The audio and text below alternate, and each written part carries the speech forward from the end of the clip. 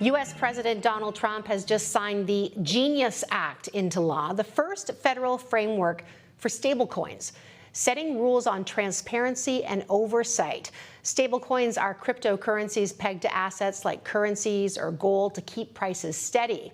Meanwhile, regulators in Shanghai and Hong Kong are exploring their own stablecoin strategies, ramping up global digital currency competition. Joining us to unpack the implications is Haining Zha, portfolio manager at TD Asset Management. It is always lovely to have you in here. I learn so much when we talk. Yeah, great to be here. Let's start with, I think people, the name stablecoin denotes what its actual purpose is. Right. But maybe just tell us a bit more about it. I mean, how did it come to be? Why is it useful? Right.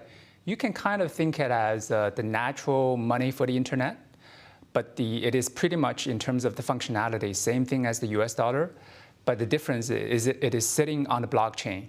So it is kind of the bridge that connecting the traditional finance world with the crypto world. And the crypto world has been notoriously volatile, and this is that bridge on that front as well. Yeah, that's why the attractiveness come from. So it provides temporary stability if you are holding the stable coin. Tell me about the U.S. Genius Act. Now, it's passed both the House and the Senate, and it is being signed or has been signed into law. How significant is it, and what does it do? It is groundbreaking, to say the least. It is really hard to overemphasize the significance of this. So I know since the 2022, the big pullback of the crypto world, the cryptocurrency, the crypto has very strong momentum, and it has gaining an increasing, diehard fan base. But it's kind of still operating in its own circle, in its own world. What the stable coin essentially does is connecting that crypto world to the traditional finance world, which is very significant. And it has some very important utilities in the cross-border payment. So if you think of the traditional payment network, for example, when you are sending money using the SWIFT system to other parts of the world, it might take, say, 3 to 4 days. But by using the crypto or the blockchain, it might happen within a minute. What does this do then for the U.S. dollar? Does it entrench it? Is that what the stablecoin is connected to? I know it depends, but I think that's kind of where the next part of this conversation goes, is what becomes the standard by which the stablecoin is evaluated? Yeah, it's certainly entrenched. Actually, in terms of value, it is always pegged to the U.S. dollar, but it will certainly entrench the current status of the U.S. dollar. For example, right now, the stablecoin has a $250 billion market cap. So if you see who's the holder, you see a big chunk of the demand is actually coming from the emerging market. So for the emerging market holders, they can use a stablecoin to hedge them against the inflation or the volatility of their local currency. And also, they can do cross-border payment much faster. Right, not waiting the 3 days on the SWIFT network and for other reasons. Now, China has also, from my understanding, pivoted on this issue somewhat, and they're actually working to create, or in the process, or maybe they have now, a stablecoin strategy. Why? What are they looking to do? Right. Actually, just to be clear, they haven't fully pivoted. Okay. So on one hand, since 2013, they have banned the cryptocurrency and crypto exchanges. For some valid reasons. For example, they are worrying about the volatility and also the lack of value anchor at that time. And also another issue is the capital flow. So if you have approved the cryptocurrency, then essentially it is much harder to do capital flow control. Right. So they have kept that. But on the other hand, in Hong Kong, they are allowing the Hong Kong Monetary Authority or even encourage them to do a pilot program on a stable coin. But why? Why do they want to do that? Yeah, there are several drivers. Number one, China is fully aware that the currency can be leveraged as a weapon in a geopolitical conflict.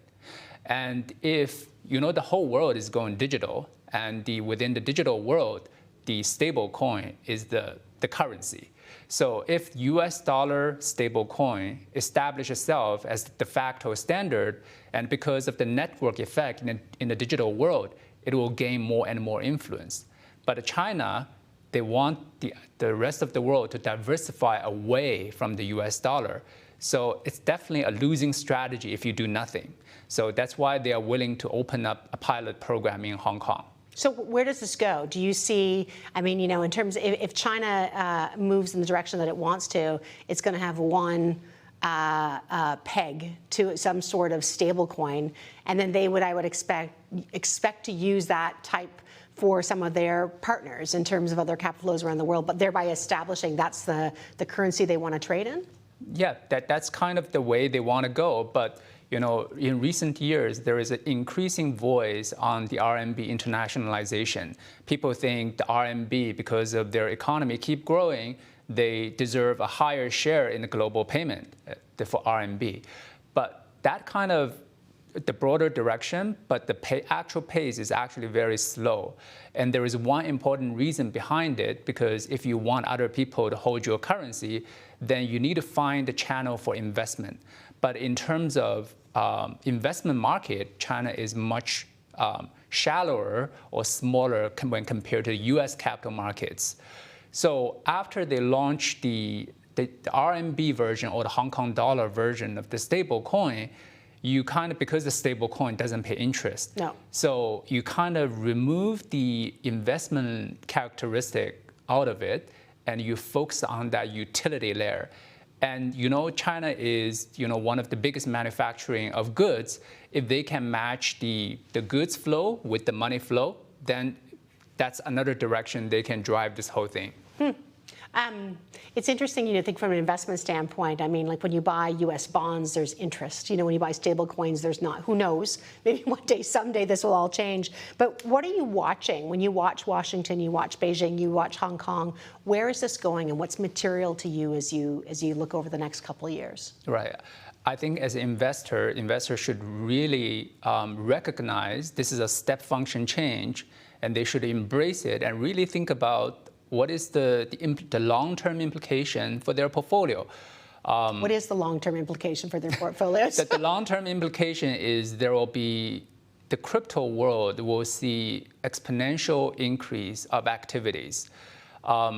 Just to give you some sense of the potential growth, right now, the growth in the stable coin is, the run rate is about 3 or 4 billion on a weekly basis.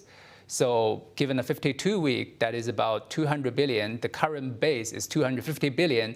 That means the growth rate is somewhere in the range of 70 to 80%. Wow. And the current balance, if you're thinking from the balance perspective, the crypto or the stablecoin balance is around 250 billion, but the US M2 supply is sitting at 22 trillion, essentially 100 times. That is your potential, addressable market. Right. And if you think about, once you get into the crypto world, then there could be digital asset, i.e. you take an asset, you digitalize it, and if you think about that market, we have probably 150 trillion above. And right now, the tokenized assets is only something a little bit more than 20 billion. So we could see tremendous growth.